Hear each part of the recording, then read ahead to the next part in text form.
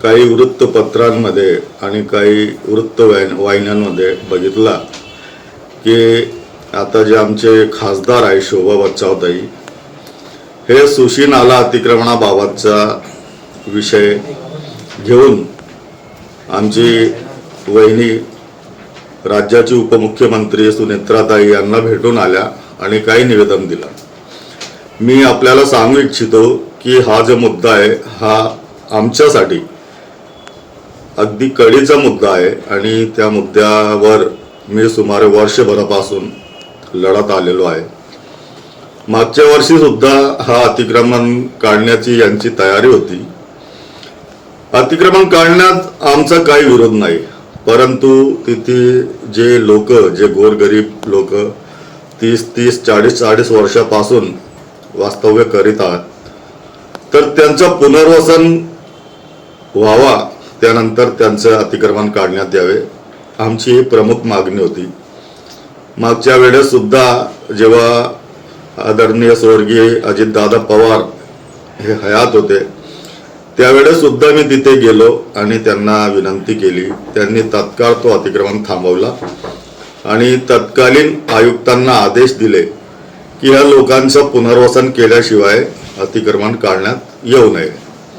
परंतु नंतरच्या काळात आता हे जे पाळीव प्राणी सारखे आमचे आयुक्त कापडणीस आले, त्यांना हाताशी धरून काही धनदांडग्यांनी गोरगरिबांना बेघर करण्याचा कट कारस्थान सुरू केलेला आहे।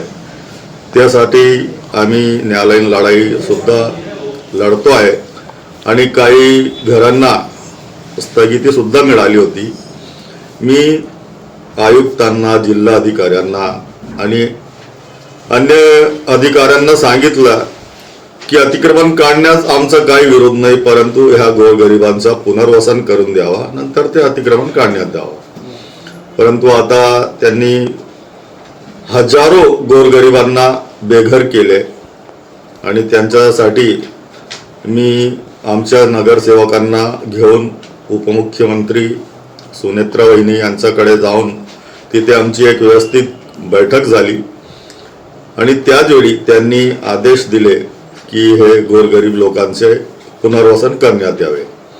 नंतरच्या काळात आमच्या जे खासदार शोभाताई बच्चाव यांना ही माहिती मिळाल्यानंतर ते सुद्धा म्हणजे ते आयत्या पीठावर रेघोट्या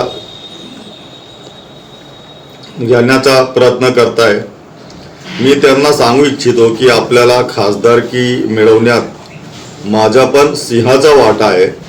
आम्ही तुमच्यासाठी खूप प्रयत्न केले होते आणि त्याचा भुर्दंड आम्हाला विधानसभेत बसला आहे, परंतु तुम्ही जेवढे आमचे अल्पसंख्याक समाजाचे लोक आहे त्यांचे भ्रम निराश केलेला आहे आणि आपण किती निष्क्रिय आहात ह्याचं उदाहरण मी आपल्याला देऊ इच्छितो की हल्ली जे आपले महानगरपालिकेचे निवडणुका झाल्या त्या निवडणुकांमध्ये आपल्याला आपल्या पक्षाचा एकही नगरसेवक निवडून आणण्यात यश आलेलं नाही।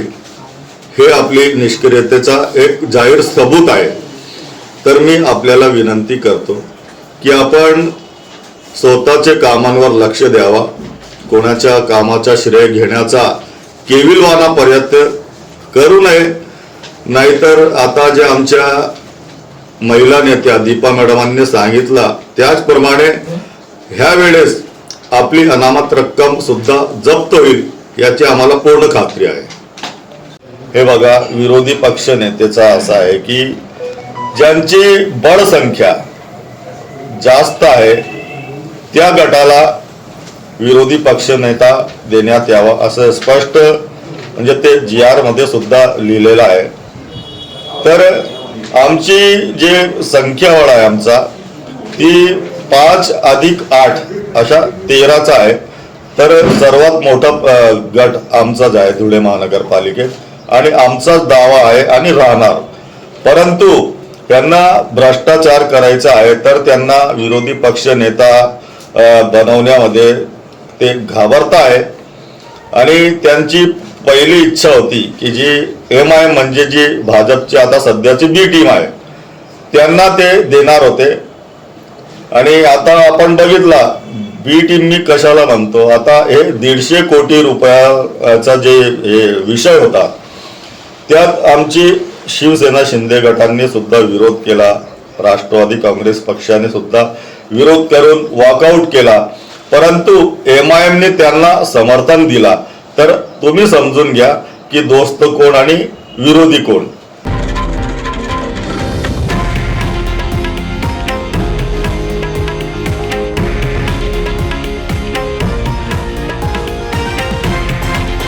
हे आहे देशातील नंबर 1 न्यूज नेटवर्क आणि आपण पाहत आहात TV9 मराठी, एकमेव.